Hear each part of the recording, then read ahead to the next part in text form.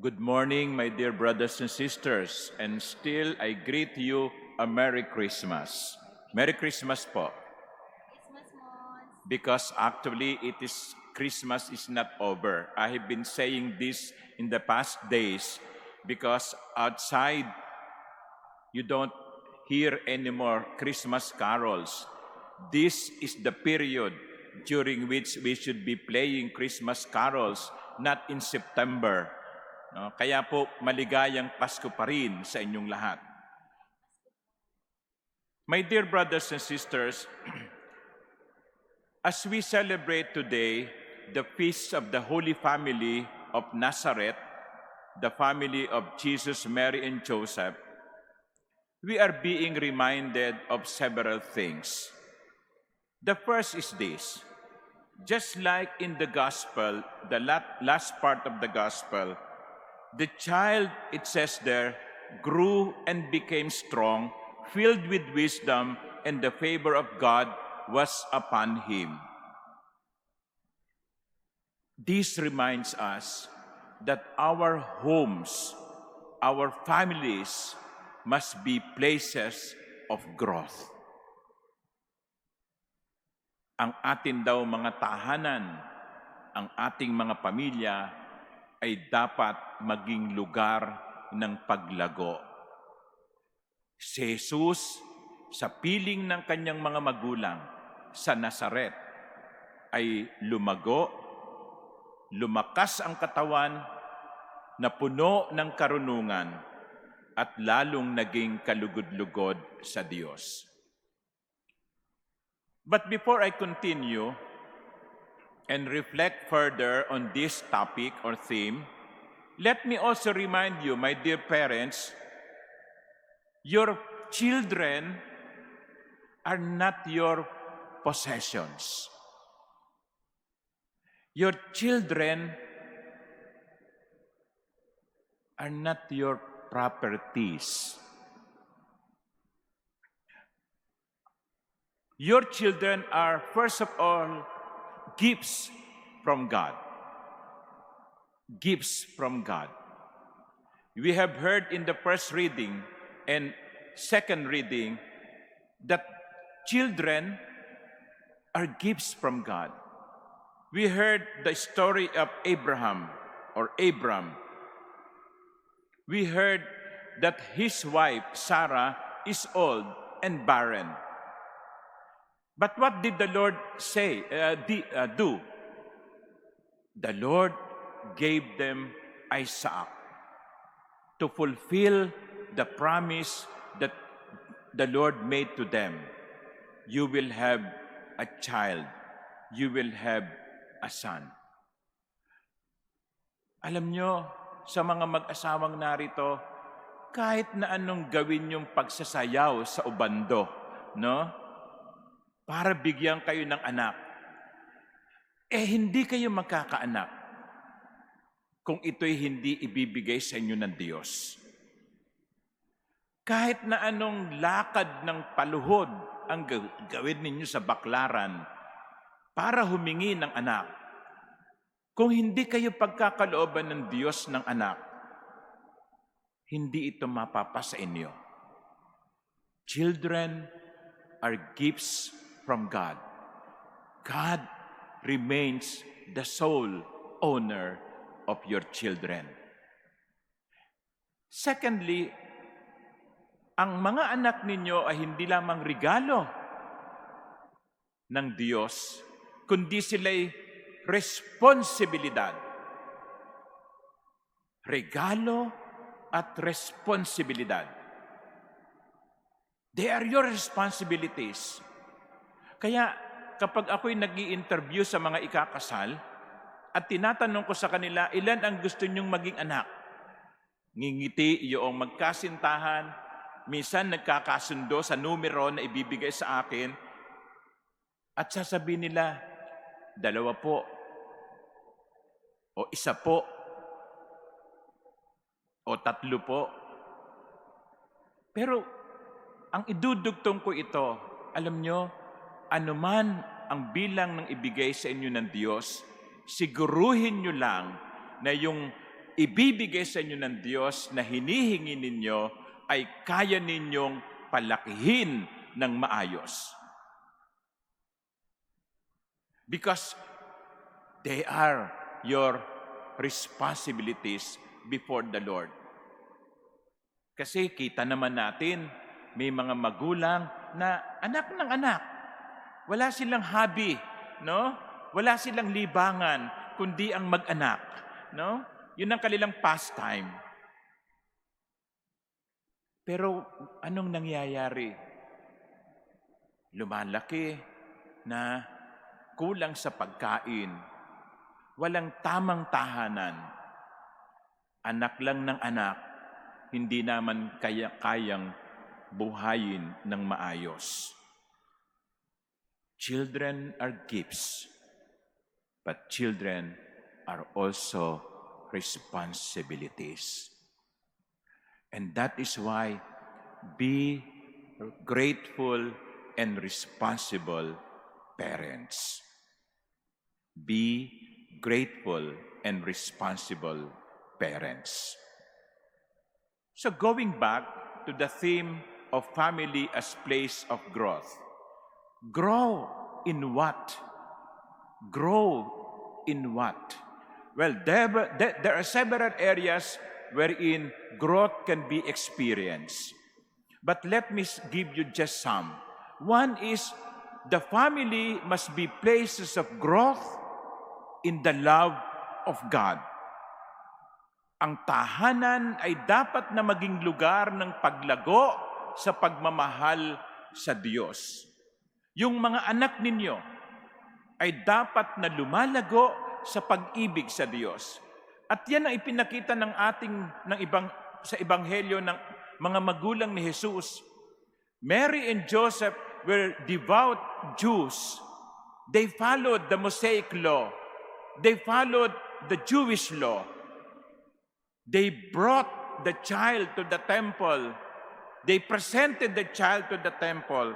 They purified themselves. They offered to the Lord turtle doves and young pigeons.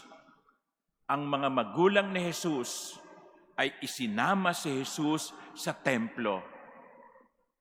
Sa batang edad, sa murang edad, si Jesus ay iminulat na sa pag-ibig ng Diyos.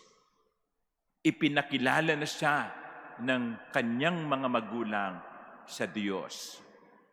Kaya alam nyo, mga minamahal kong kapatid, natutuwa ako kapag nakakakita ako dito sa Manila Cathedral na nagsisimba, kalong-kalong ang kanilang mga baby. O kaya akay-akay ang kanilang mga anak. Papablesan pagkatapos ng misa. Okay lang po sa akin, no, na merong mga bata sa loob ng simbahan. Sapagkat kinakailangang simulan sila sa murang edad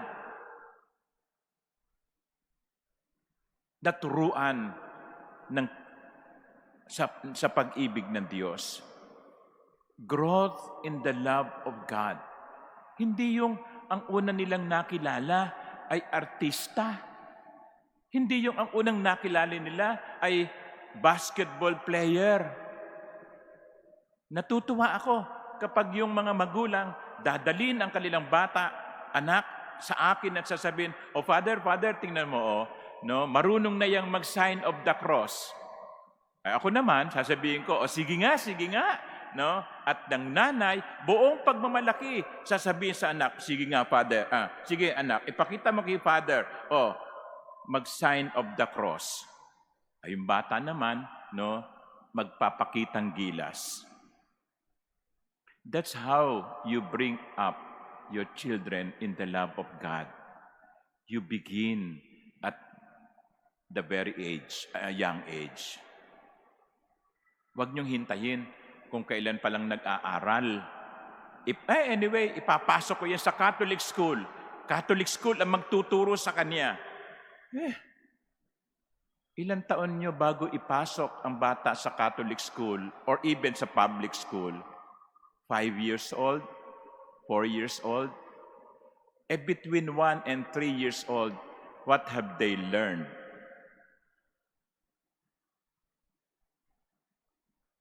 Pagmumura, yung malulutong na mga PI, growth in the love of God. Secondly, in the family, there must be also growth in the love of work. In the love of work. Mga magulang, utusan nyo ang inyong mga anak. Turuan nyo ang inyong mga anak na matutong magluto, matutong maghugas ng pinggan, matutong maglaba. Hindi yung laging inaasa kay mami o kaya inaasa lagi kay yaya. Kaya tuloy pag nag-solo living, tatawag kay nanay, "Ma, paano ba i-operate ito? Paano ba i-operate yon?" Tanda mo na, hindi ka pa marunong mag-operate ng washing machine. Ako yon. Natuto lang po ako mag-operate ng washing machine nung ako ay nasa New Zealand during sabbatical. Turuan natin ang mga anak nating mahalin ang paggawa, mahalin ang pagtatrabaho. Alam nyo dito, sa mga eskwelahan, minsan nagagalit yung mga magulang, lalo na kapag nag-aaral sa private school. Bakit nyo pinaglilinis ng kwarto ang anak ko? Nagbabayad kami ng tuition na. Di ba? Ayaw ng pinagwawalis ng classroom. Dapat daw janitor ang gumagawa niyan. Ayaw pinagbubura ng pisara, dahil dapat maintenance ang gumagawa niyan. Nagbabayad kami ng tuition. Why? What is wrong? What's wrong with that? Learning how to appreciate work. Sa ibang bansa nga, lalo na sa Japan, yung mga bata, silang naglilinis ng kwarto ng classroom nila. Because they instill in their children discipline. Ito pa, minsan may mga magulang, ang paniniwala, ang katwiran, hindi ko ipararanas sa aking mga anak ang hirap na naranasan ko nung ako'y bata pa. Why? What's wrong? What's wrong with that? That they experience sacrifice and suffering. Bebabyin mo yan? I-spoiled mo yan? Kaya kumisan mga kabataan ngayon, hindi naman lahat, Hindi naman lahat. Kaunting hirap lang, reklamo na. Di ba? Natusok lang ng karayom, kumakaiyak, wah! Konting pawis lang, suko na. Konting failure lang, ayaw na. Kasi hindi yata tinuruan ng magulang na yakapin ang paghihirap kapag ito'y dumarating. There is a value in sacrifice. There is a value in suffering. There is a value in carrying one's cross. Let them experience pain once in a while. Nang sa ganon, hindi sila agad-agad sumusuko. Tingnan yung mga boksingero. Di ba? Manhid na ang mukha ng mga yan sa suntok, pero sige pa rin. Sige pa rin. Now, hindi ko naman sinasabing suntukin nyo ang inyong mga anak. Bawal yon, Okay? Sabi ni Father, pahirapan hindi ko sinasabing pahirapan nyo at bugbugin, Okay? Hindi. But let them also experience that life can be difficult at times. Love of work. And then finally, isa na lang, love of one's self. Let them bring, my dear parents, bring the best in them. Bring out the best in them. Let them develop their talents. so that they become better persons. The family must be place of growth. Our home must be place of growth. Growth in the love of God, growth in the love of work, and growth in the love of one's talents and selves. Sana po ang ating mga pamilya ay maging katulad ng pamilya ni Jesus, Maria at Jose, kung saan si Jesus na kanilang anak ay lumago. Amen.